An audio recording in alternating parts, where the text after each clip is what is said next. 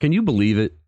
Joe Biden is finally heading to East Palestine, Ohio, a year after the train wreck debacle caused an environmental disaster. Let's get into this pathetic attempt to gain political credibility and why residents won't give Sleepy Joe a warm welcome.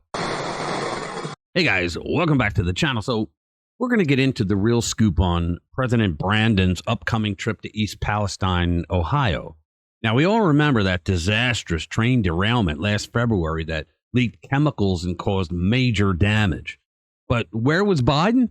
Nowhere to be found. Where was his transportation secretary?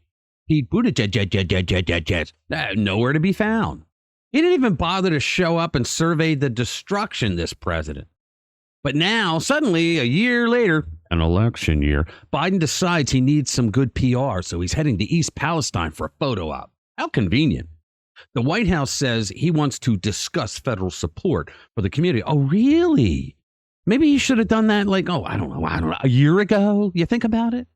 According to resident patriot Mayor Trent Conaway, Biden should have visited during the actual incident last February if he really cared.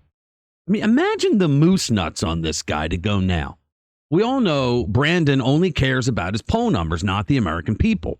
Especially the American people who live in East Palestine, who are good, wholesome people, probably vote red. He doesn't give a shit. As Mayor Trent hilariously said, the best time for Biden to visit would be February 2025 during his book tour. I love that.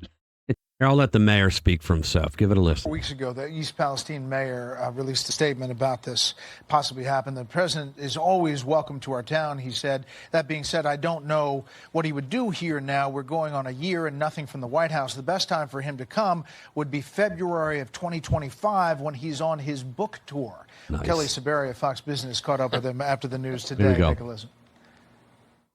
I wrote a letter to him about a month ago, saying that, I think he needed to come. And I was gracious in the letter. I think he needs to see what's going on here. Do you still stand by that comment about the book tour? I 100% stand by the comment about the book tour. Awesome. I love this guy. I mean, think about it, guys. He didn't give a rat's ass about the people there, knowing that there were chemicals in the water, there was chemicals in the soil, in the air, that people were getting burned. He didn't give a shit. He didn't even talk about it until people gave him a bunch of crap for it. And now he wants to use them as props for his re-election campaign? Screw that. Not that Sleepy Joe could ever write a book. I guess the Obama's people will do it. They're writing all his scripts now. Even former President Donald Trump called out Biden's pathetic attempt at a publicity stunt. Trump actually went there. Trump went there and helped people at the time of the incident. Trump posted on his Truth Social, Biden has finally decided to visit East Palestine, Ohio, a year late, and only to develop some political credibility because everything else he has done has been such a disaster. Bam! Trump hits the nail on the head, as usual. Biden completely ignored this environmental catastrophe for a whole year. The excuses that Buttigieg gave was just ridiculous. Well, you know how many train derailments there are a year? Oh, my God. Now he suddenly cares? Sorry, pal. Nobody is buying your fake empathy, Mr. President. The people of East Palestine won't give you a warm welcome, and neither will 80 million patriots who voted for you before.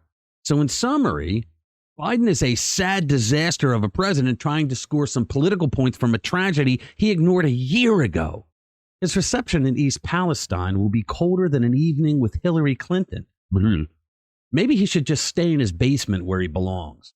All right, subscribe to our channel if you haven't already, and share our videos with like-minded friends who want to stay informed with what's really going on. Thanks for watching this video. I'll see you in the next one. What's